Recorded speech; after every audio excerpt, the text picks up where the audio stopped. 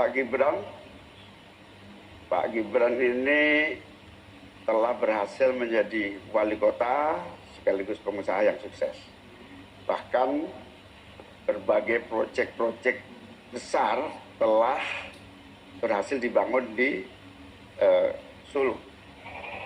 Ini menjadi prestasi, tetapi kita ingin prestasi ini ditularkan kepada yang lain.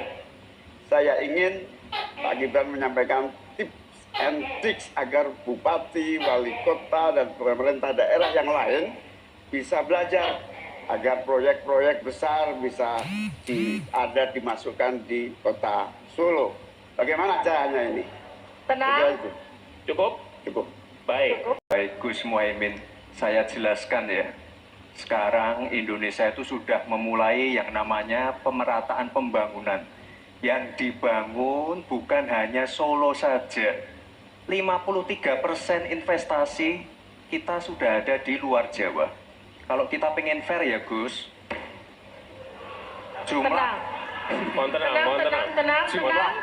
jumlah proyek, jumlah anggaran yang digelontorkan ke Solo sebelum saya jadi wali kota itu lebih besar. Saya tahulah ini arah pertanyaannya kemana, tapi yang jelas ini Gus, apa yang sudah dibangun, yang kita lihat bukan bangunan fisiknya saja, tapi kita lihat impact-nya ke warga. Bangun masjid menggunakan CSR dari Abu Dhabi, impact-nya apa? UMKM kita sekarang melesat, wisata kita melesat.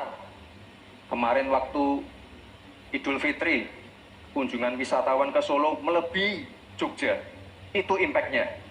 Lalu kita lihat, kita punya kebun binatang Solo Safari, tidak pakai APBN.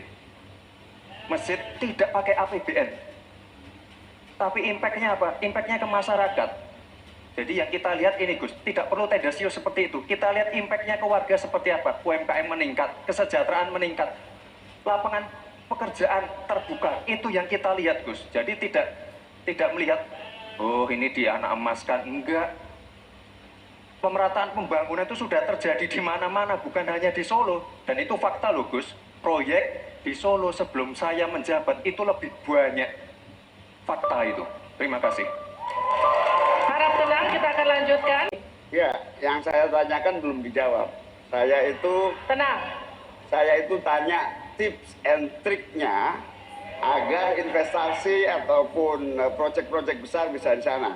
Sebab saya lihat itu ada 32 proyek pemerintahan pusat, ada juga berbagai program-program yang luar biasa, patut kita banggakan.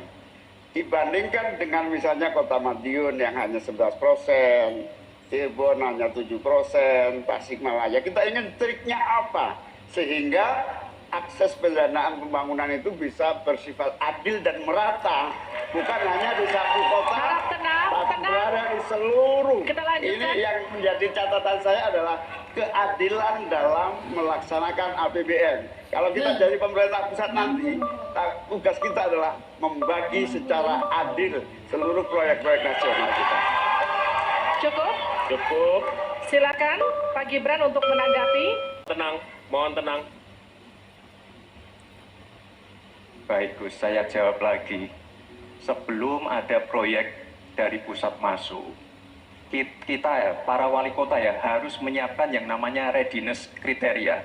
Kalau nggak ada itu, nggak mungkin proyek itu masuk. Dua, kita sebagai wali kota harus menyiapkan hal-hal non-teknis. Relokasi, nego dengan warga-warga, bantaran sungai, bantaran rel kereta api. Itu Gus, satu.